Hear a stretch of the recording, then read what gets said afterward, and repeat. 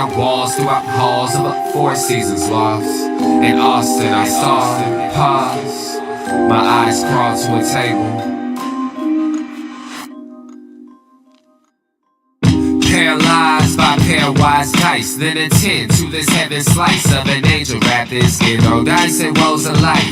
Love deprived, look at her vibe. What's the meaning of life? One subjective paradise, crystal shaded lids, moments reflected. Often mirrors appear clear, grinning from ear to ear.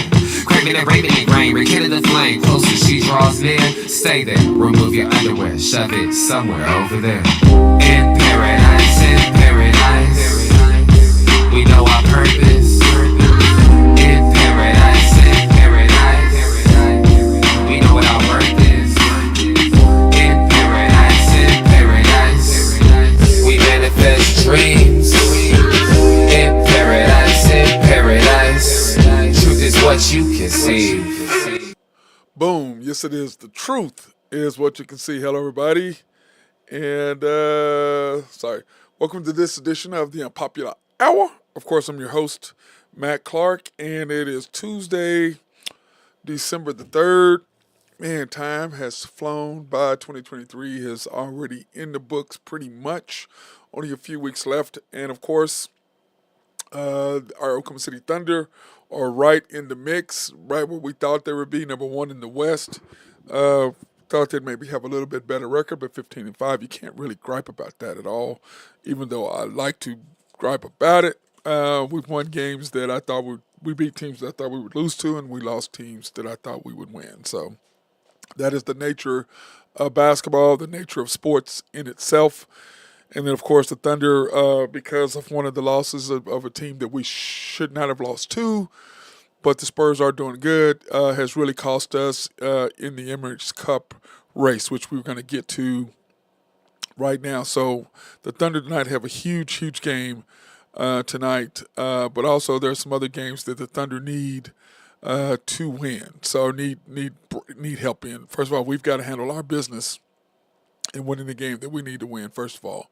And then after that, we've got games that we have got to that we've got to worry about. Okay, this is where we start at tonight. The Jazz and the Thunder play. We have to win this game tonight at home. The Jazz are 4-16. We are 15-5. Now, what this basically means is here are the games that are up here. Okay. In order for the Thunder to win, we need several things to happen, okay? Because right now we're tied with San Antonio Spurs, but they're number one because they have the head-to-head victory over us, okay? And the plus 14-point differential, we're at 18.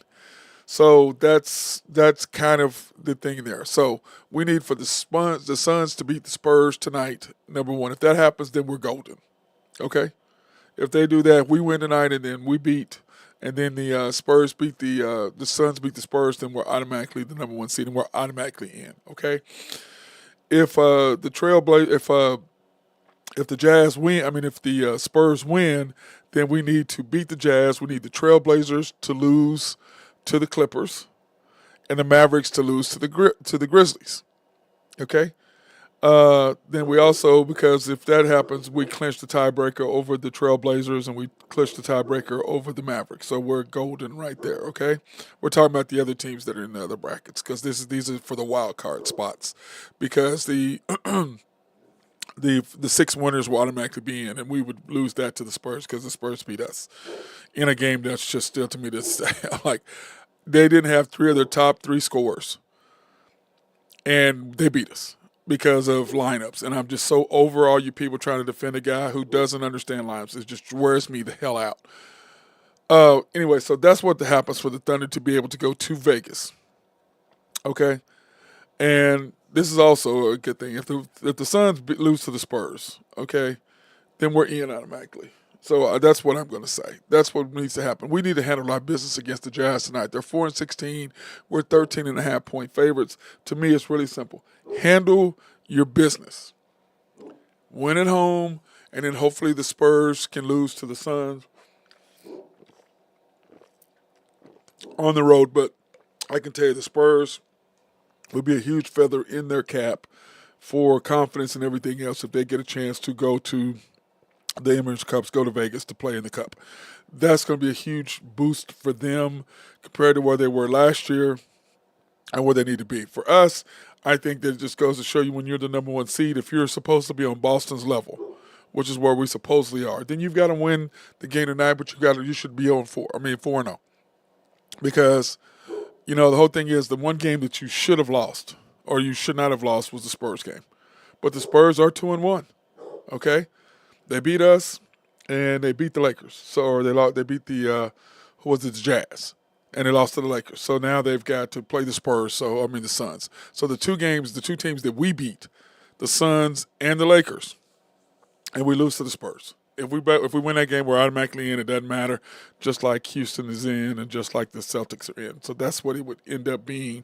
But no, we did not handle our business because of lineups and the stuff he was doing. I'm just like, it's just so frustrating to me for the lineups and the things that he does. It's just really, really, really frustrating to me because of what he does. It's just like, dude, what are you doing?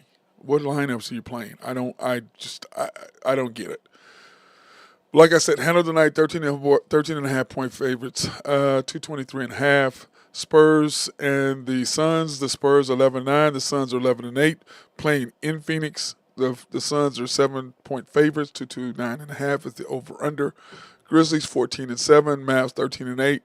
I just don't see how the Grizzlies can beat the Mavs. We'll see what happens, but I just don't. I don't know if that's going to be able to happen. And then, of course, you got the Warriors and the Nuggets, and then the Nuggets are 4.5 point favorites over the Warriors, the Blazers and the Clippers, and of course the Clippers are 8.5 point favorites over the Blazers, which, quite frankly, that should happen, okay? That should just happen. There's just no sense in that not happening because the Spurs, when you look at this team, the Clippers are better than the Blazers. The Nuggets and Warriors, the Warriors are on a losing streak right now, so that has a lot to do with it. Now, that being said, I talked about at the beginning of the year that I thought our coach Dagnall would cost us at least 5 games because of his 2 weaknesses, which are understanding flow of the game and lineups. And the third thing is managing SGA's minutes with J-Dub's minutes to make sure they're close. Those are his 3 weaknesses, but the 2 are the greatest because, in the game the other night, I'm like, okay, you feel a shift coming, and you put in Case and Wallace instead of SGA at 9-minute mark. And then you wait till they've already made a run, then you put in SGA.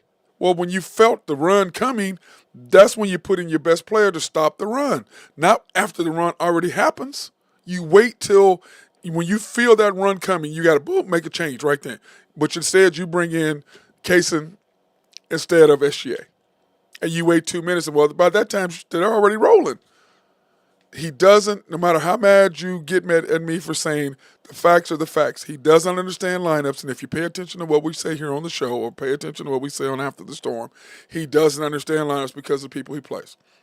He doesn't understand flow of game because of the substitution pattern. He doesn't.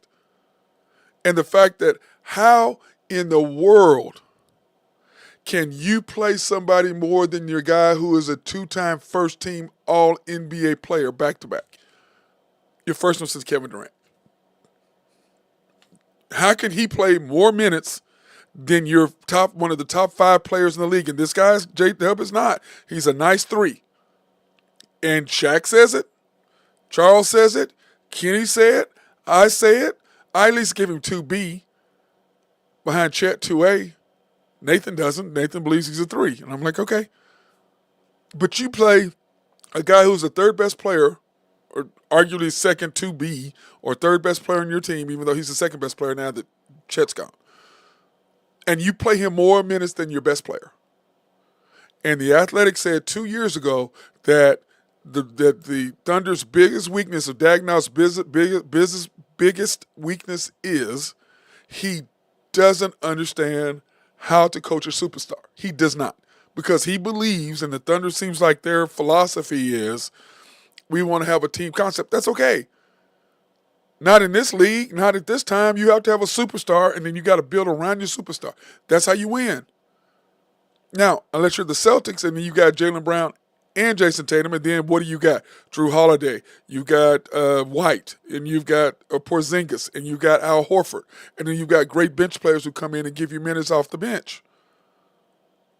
Yes, then you can do that. But the Thunder are just as deep off the bench, but they don't understand one thing. The way that the Thunder and J-Dub play, they play J-Dub, they play him the same minutes that the Celtics play Jaylen Brown and Jason Tatum. Now, both of them are first and second team All-NBA. And you're going to play a guy who doesn't make any All-NBA teams. He's not even in the top 20, 25, 30 best players in the league. And you play him more than a guy who's in the top 5. And like I said, you guys get mad at me all you want to. You can say the hell you want to about it. The facts are the facts. And you just stick your head in the damn sand and act like what I'm saying is I'm being hateful and all I'm telling you is the truth. He doesn't understand lineups. He doesn't understand flow of the game, and he never has since he's been coaching. Is he a great developer of talent? Yes. Is he a great out-of-bounds play caller? I thought so until the other night. I'm like, okay, that's the best out-of-bounds play you can come up with? And then SGA, of course, does the double clutch, which, against Houston, I'm like, what are you doing? But it doesn't matter because the run has already been made. It's frustrating to me because as a player and who understands and who's cerebral about the game, and like I told Nathan Taylor, our guy from, my co-host, whenever he's on, he's my co-host for After the Storm more than he is here for the Unpopular Hour. But as I've told him many times, here's the issue. When you understand how the game is played and you understand the intricacies of the game, and then some people throw numbers out there. Oh, hell, I can throw numbers out there. I'm talking about when the game is on the line, when their play needs to be made, where the hell are you at critical points of the game? That's what matters, not if you throw some damn numbers. Oh, where the hell was he in the middle of the game? Like Dak Prescott. He's Mr. Empty Calories. Game's over, all of a sudden, he had 350 yards. Yeah, but he had 170, 160 of them when the game was over. What about when it was 10-7? What about when it was 7-7? What about when he's going 3 out when it's 7-7 or 10-7 or 15-12? Where was he then? Now that it's 28-7 or 28-10, all of a sudden he's throwing all these passes and taking the team down the field. Where the hell were you when the game was on the line? Same thing with this. I like J-Dub. And the Thunder coaching staff thinks that he has more upside than SGA. Just like the hell you thought Russell Westbrook had more upside than Kevin Durant. You made a huge mistake and you're making the same mistake again. He is a good player. He may make the All-Star team at some point. Maybe this year we'll continue to win it because he's the second best player on the team right now. But we don't do nothing without Isaiah Hartenstein. We don't do anything without him. You don't have iHeart, you're in trouble. And what is it? Our GM, Sam Presti, what an amazing pickup he was in getting iHeart. 100%. What a pickup that was. And, Nathan and I had been talking about that last year. What we're going to do, we need some, go get a young player. This is who we need to draft. And, or Hartenstein was our favorite pick. And that's exactly who they took. And then we took A.J. Mitchell and we took Dylan Jones. Dylan Jones is not ready. A.J. Mitchell is getting ready. Because what has Dak now done? He developed Josh Giddey. He developed J-Dub. He developed Chet and Kaysen last year. The problem is, now that you're ready and you're developed, you're still trying to develop players. F that. We have the second deepest bench in the league behind the Celtics. The difference is, when the Celtics had issues with coaching, what did they do out? They went out and got him 2 veteran coaches and said, hey, coach, do this so he's not making the same mistakes. The Thunder have the same players, and we have nice little coaches. They're nice guys.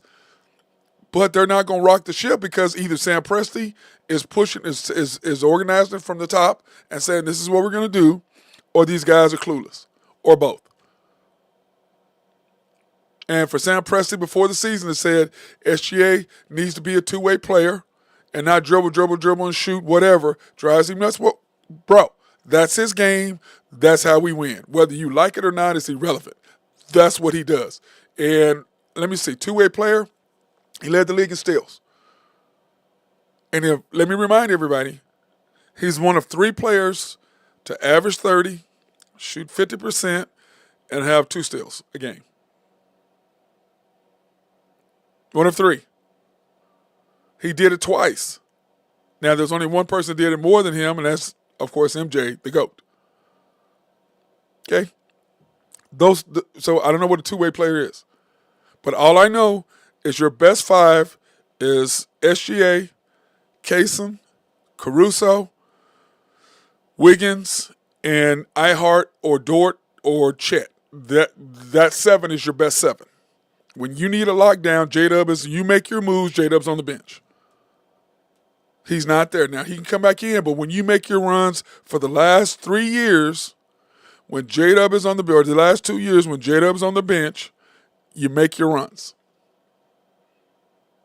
And I know he knows that because the two losses we had earlier in the year, when the teams made their run and he waited and called timeout to after they started going, who did he put in the game? SGA, Kaysen, Caruso, Dort, and Wiggins. Because remember, Chet was hurt and Ihart wasn't playing. That's the five he put in to stop the runs. So he knows who the hell to put in the game, but it's not knowing who the hell put in the game. It's knowing when to put them in. Like the other night, 9-minute mark, you feel a run coming, and you put in Kaysen instead of SGA to stop the run? It's like, and then J-Dub was playing more minutes, and the reason why SGA ended up playing one less minute was because Dort fouled out. Had Dort not fouled out, then SGA would be his normal 2 minutes ahead of J-Dub. Every game you go back and look, he's 1 minute or 2 minutes ahead of him. Consistently. Why? Because this guy is a minutes manager. He's not a flow of the game manager. Well, when the game, whatever's going on in the game, that's what you go with, whoever the hell's going on at the time. Against Game 6 last year, and I've been mentioning this and talking about this for a year. Well, not a year, for 6 months or 7 months, however long it took since we got beat.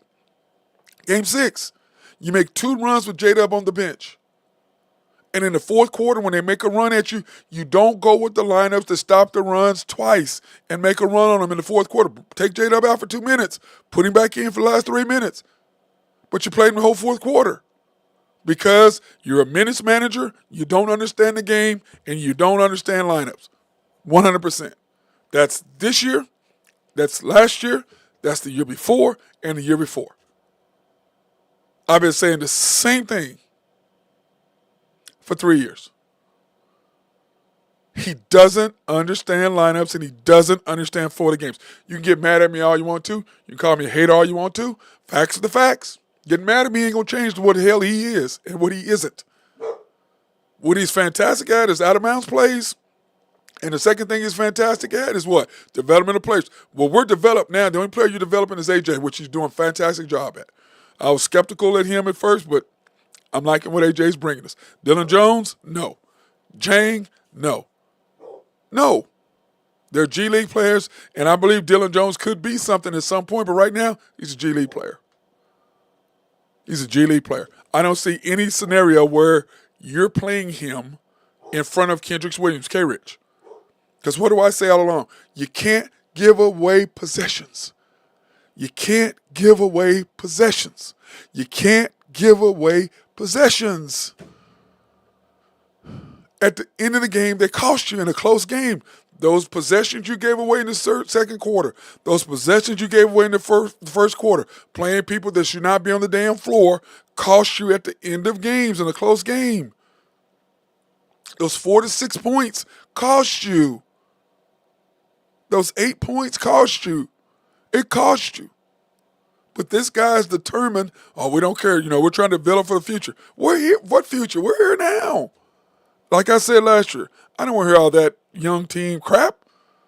Did you watch us the year before? How many close games did we had? What did we do? Shut them down on defense? SGA won the game for us. What did we do the year before? Shut them down on defense? SGA won the game for us. We were young in age, but in fact, playing time, we had played so many close games, we knew what the hell we were doing. Play great defense perimeter, give the ball to SGA. You win. It ain't rocket science. And the second thing is, you put the ball in SGA's hands. He brings the ball up the court. He's going to do what he does in the half court.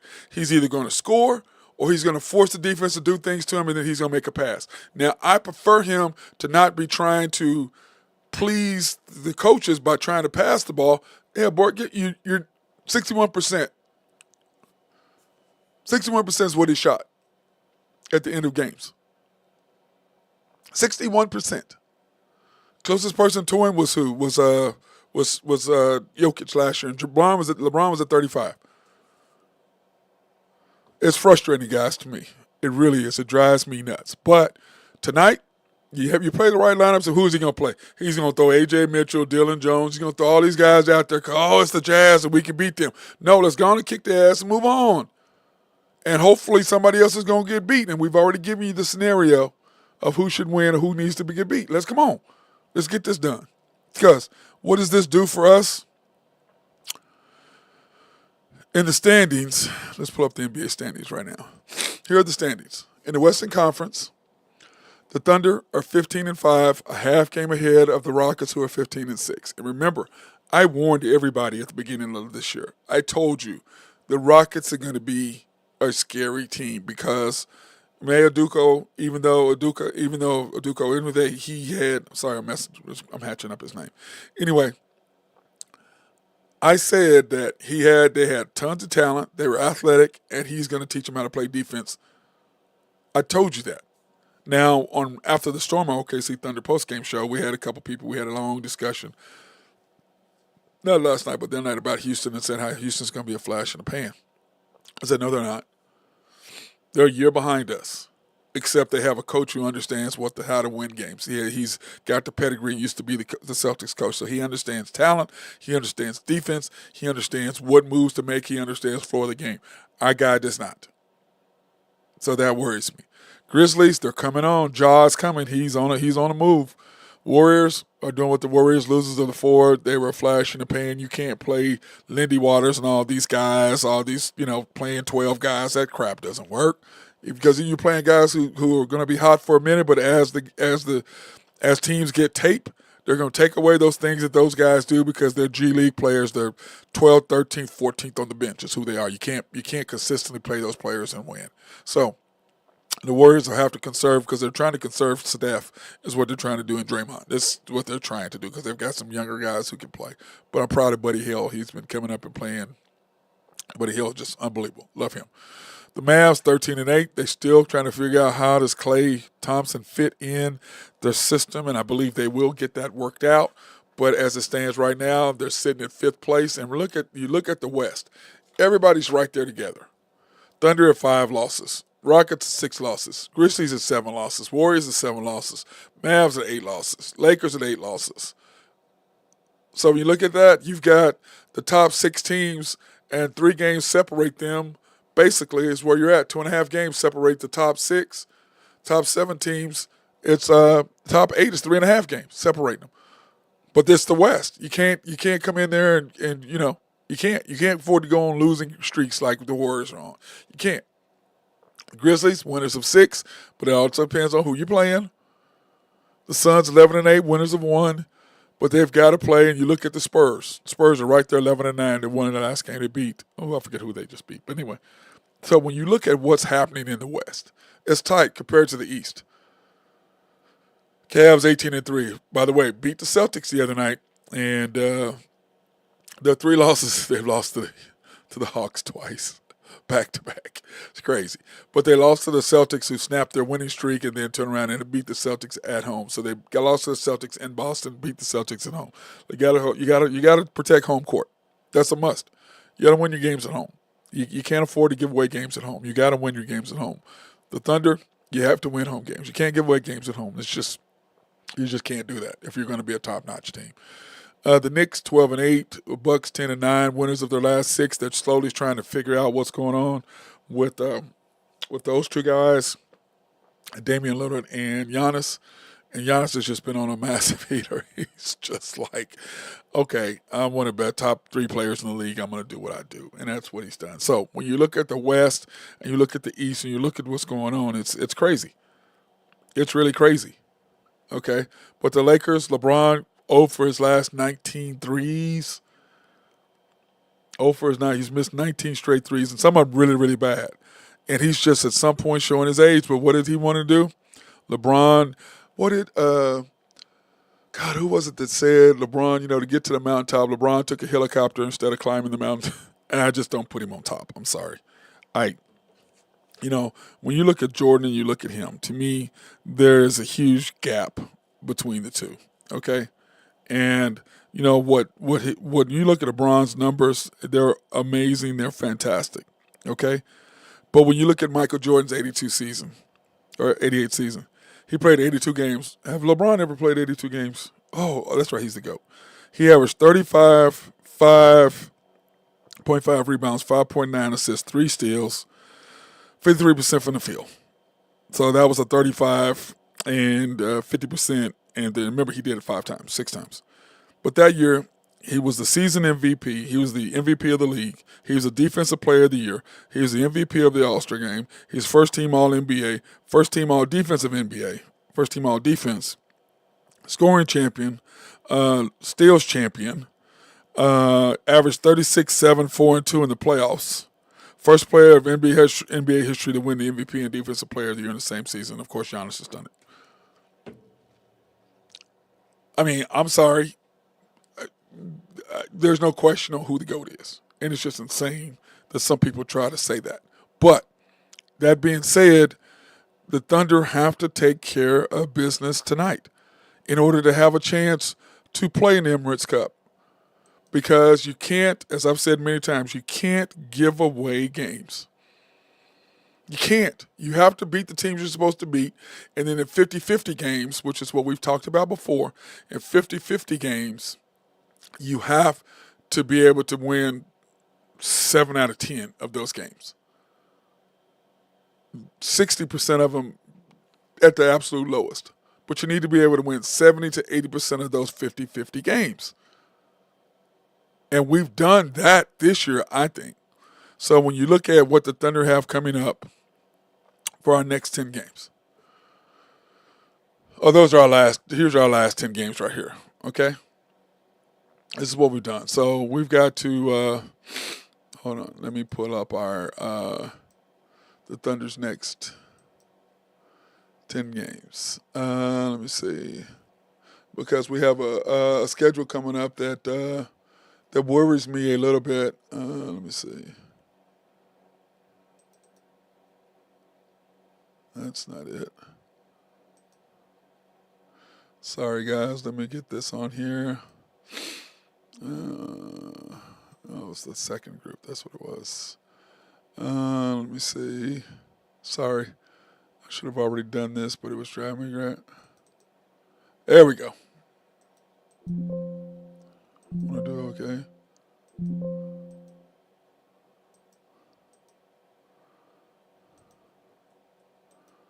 There we go. Okay, here we go. Here are our next 10 games.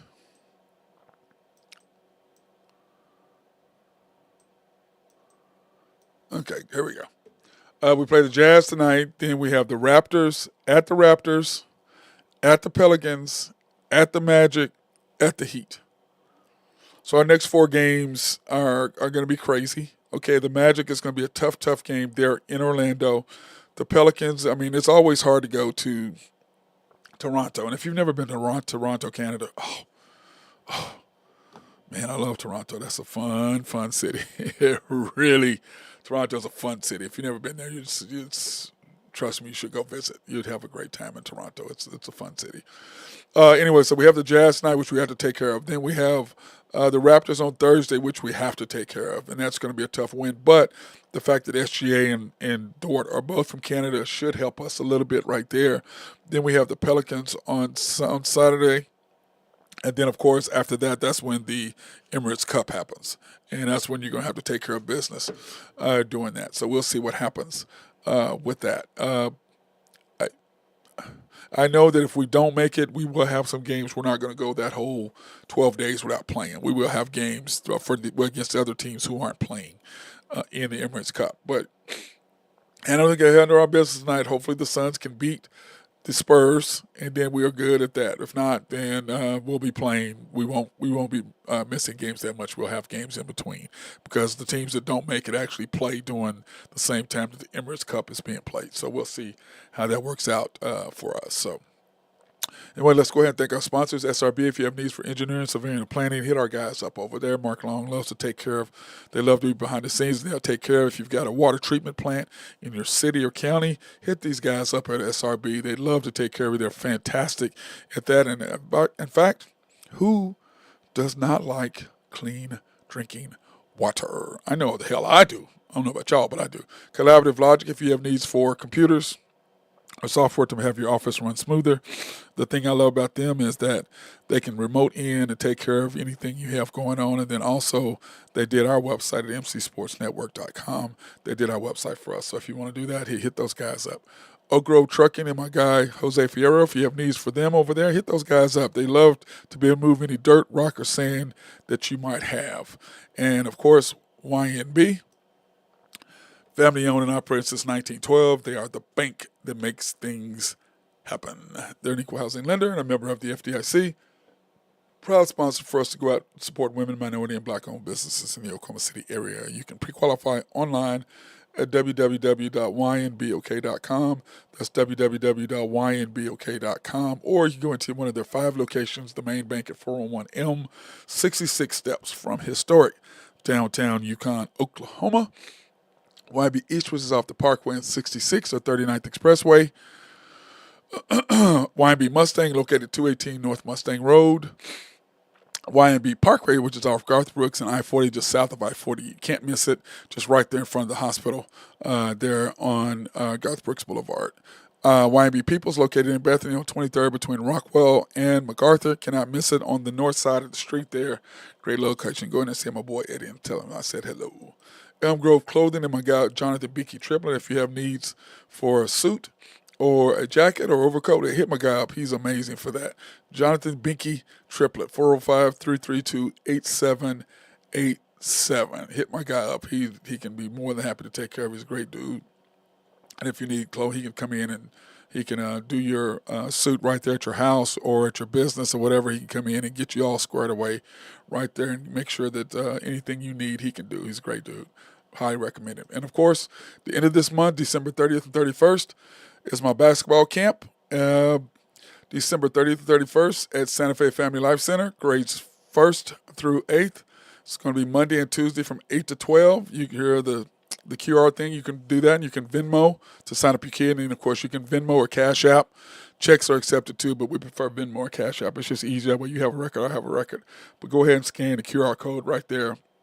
And remember, we only take about 20 kids. We don't take 25 as the most, but I like about 20 kids because this is about learning how to play basketball. It's not a camp to where we have a bunch of kids running around and do all that. Now, we used to have 2 camps, one in the morning and one in the evening and one in the afternoon, but now we just have one camp, kind of combine them. And it's a fun deal, but it's about learning how to play basketball. It's about working on your skills and that thing. So I highly recommend you coming in if you have a son or daughter. Of course, it's open for girls and boys to come in and do that. So last night in football, I don't know if you guys watched it. I did.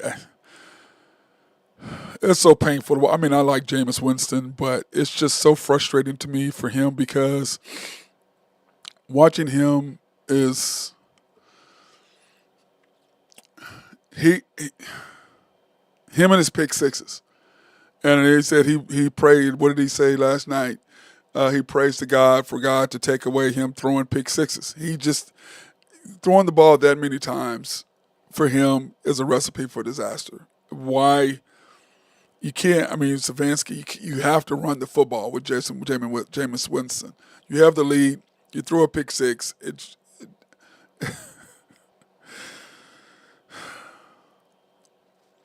He is unbelievably talented. For him, I think he's the first quarterback to throw 30 touchdowns and 30 interceptions in the same season. I mean, you live and die with him. I mean, Heisman Trophy winner at Florida State, I mean, people love him in the locker room. But as far as a starting quarterback, he should have lost to Baltimore, and Hamilton dropped the pick. And then he comes back and throws a pass the next time. And that's what happens over and over and over. You watched the Jets game the other night. Aaron Rodgers misses Garrett Wilson for a wide open touchdown. Next play, pick six. You can go for basketball. You can go to baseball. You can go over and over in the history of sports. When you're supposed to make a play to win a game for you or to do something in a game and you don't, the next play, 80% of the time, is always a disaster. Oh, excuse me a second. Excuse me, I'm sorry.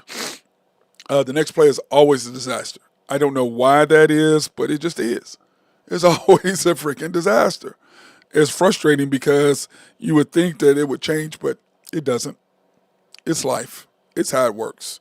But anyway, that game last night, when you look at it, Browns 32, Broncos 41. The Broncos are now 8-5. Remember last year they had 8 wins. I think the over/under for them was 5 wins, and I took the over because I thought they were going to win more than that because of Sean Payton getting the quarterback that he wanted. But I figured, that they would, excuse me, that they would be better. That they would be better than 5 wins. I thought that was a slap in the face to Sean Payton and his abilities as a coach. That's what I thought. But the Broncos are now 8-5, and the Browns 3-9. The Browns and their waste of a defense, their waste of Myles Garrett, their waste of the team that they could have had because they got Deshaun Watson. And Deshaun Watson had all that stuff now went down with him. He was arguably one of the top 3-4 quarterbacks in the NFL when that happened.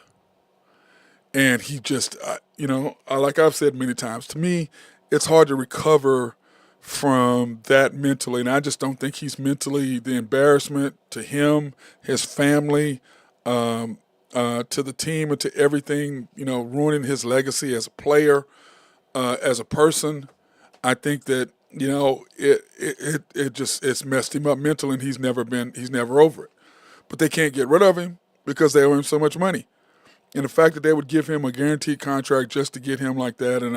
Now, had that been the old Deshaun Watson before all this went down, and like nobody knew what it was because he hadn't played in a year and a half because the NFL had no choice but to do what they did to him. But for him to be able to do this, to me, it's just outrageous. It really is.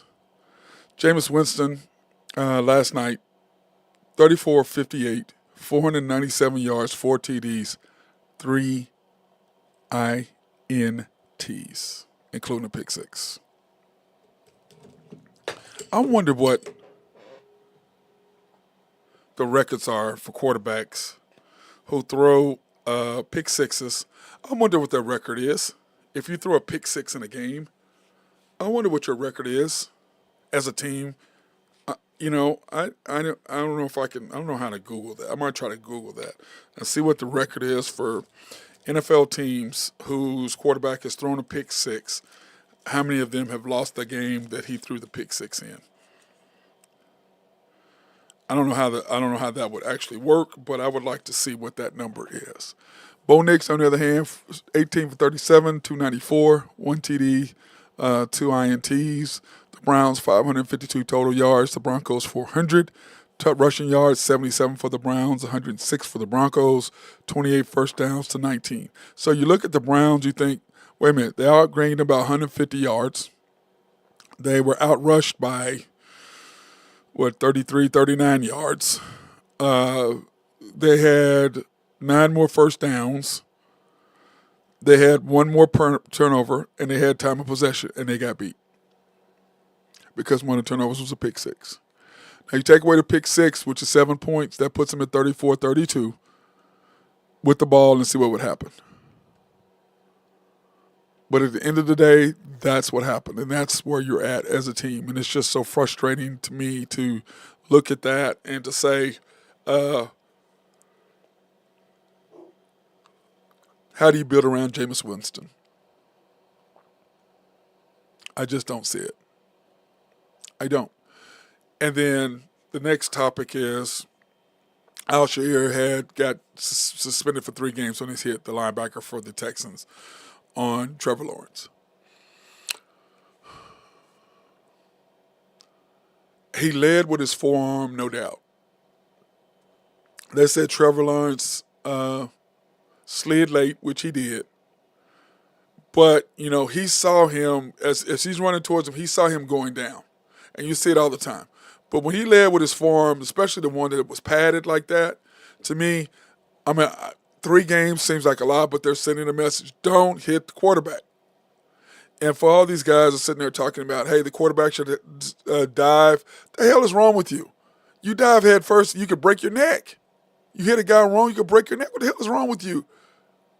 But of course, the people who are saying it, Rex Ryan, you're a defensive coach, you don't know what the hell you're talking about. And then I forget what the quarterback's name who stepped out of bounds, Dan Orlovsky. Shut up. You're the last person to be saying, well, you were not a good quarterback. You were not. Now, if you're a good quarterback and you make a comment, that's fine. You can't dive head first. Mark Sanchez dived. Why would you dive head first? Well, the guy was going to jump out of your way because you could also hit him in the knee and break your neck. You could get knocked out by doing that. You slide feet first because it's safer for you, but you have to slide early. If you slide late and they hit you, 100%. Like Patrick Mahomes got hit one time and they didn't even call the play and he got hit late. But once again, it's Patrick Mahomes versus somebody else. Now, had Mahomes got hit like that and he was laying out like that, I promise you this guy would have got more than 3 games. Promise you he would have got more than 3 games. But Al-Shair's got into a fight on the sidelines. He's had some issues, let's call them that he's going to have to work through. Okay? But he's a very good player. He's the captain on their team, so that says about what the players think about him. But you can't act like a fool like that. You can't, to me, 1 game, great. I don't know about 3 games, maybe 2 games, but 3 games at the end of the year. The end of the year, they've got, 5 games left? And he's going to miss 3 of them and they're vying for the playoffs?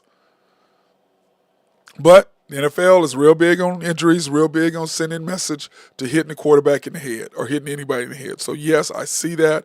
But, man, I understand, to me, both sides of it. From the defensive side of it, my problem with him is when he slid, he stuck his forearm out there and he drove into him. That's the problem I have with what he did. Okay?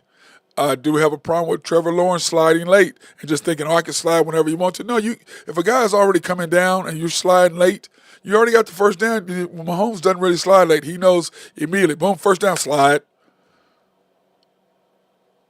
But Trevor Lawrence slid late. He was already his deal. But my problem with him, like I said, Al-Shair, he stuck his forearm out. And he had his brace on his forearm. I have a problem with him doing that. 100%. Sorry, excuse me, guys. This weather, this time of year, every year, when the weather changes like it gets cold, it messes me up. Those of you all with sinuses, you know exactly how frustrating it is. And like I said, I could go get shots, but I'm not a needle guy. And that's one thing about it. I'll never be hooked to heroin or person like that because I'm not a needle guy. I don't like needles. So that's not going to happen with me. If anything ever happens to me and there's some needles involved, know somebody else did it. I'm not a needle guy. I don't like needles. I just don't. I'm not appreciative of them at all. So with that being said, that's how I look at that. Okay? I think that there should have been 1 game suspension for sure, maybe 2, but 3, man, that almost takes the Texans out of the playoff hunt. I'm sure they're still going to be able to win, but depends on who's left in their schedule. So I don't know. I think that was extensive, but I do understand what the NFL is doing. Now, we're talking about the Chiefs and them being 11-1 and winning all these close games, 15 straight one-score games. Is it lucky? No, it's not lucky. Now, for an example, it is some luck involved because for one of the center who was an All-American center at Oregon, I believe, last year, for him to snap the ball. But that was on the quarterback, Aiden O'Donnell. He's sitting there clapping his hands. The right guard, left guard is looking at him, see him clap his hands like that. and he punches the center like, okay, let's go. That's how they do the snap count on the road. And one of the, especially in Arrowhead, one of the largest, not one of, it is the largest, loudest stadium in the NFL.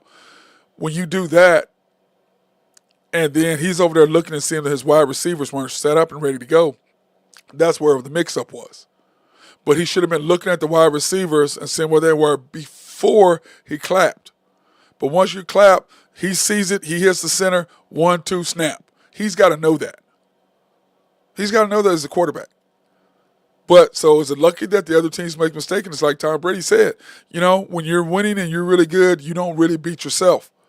And there's other teams taking that extra thing to be able to win, to making that extra play or making that extra mistake or try that extra little harder not to make a mistake. That's when they make mistakes. The Chiefs just do what they want to do. And plus, if Mahomes got the ball and it's fourth down, he's got 4 downs at the end of the game, it's hard to stop. It's easy to stop him 1, 2, 3. Stop him 4 times, it's hard to do. As many teams have seen, you look at his winning-loss record being down behind 2 touchdowns. You look at his win-loss record. What are the Chiefs now? 60-something and 1 when leading, when having a double-digit lead or something in the second half. It's something insane.